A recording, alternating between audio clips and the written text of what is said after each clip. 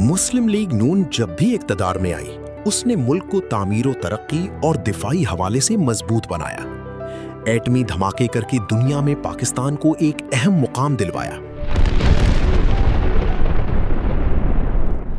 मुल्क से अंधेरे खत्म किए, इंतशार की सियासत का खात्मा किया, दहशतगर्दों को नकील डाली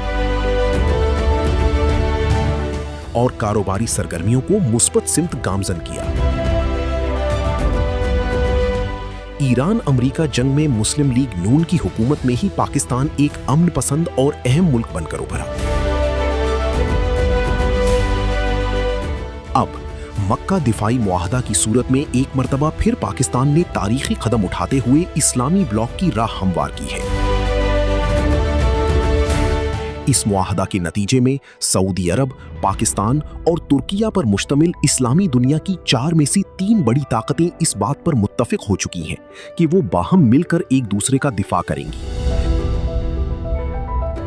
इनमें से किसी एक मुल्क पर हमला तीनों ताकतों पर हमला तसव्वुर होगा। ये मुआहदा मुस्लिम उम्मा को अपनी बात दुनिया तक पहुंचाने के लिए एक बेहतर प्लेटफॉर्म भी मुहैया करेगा।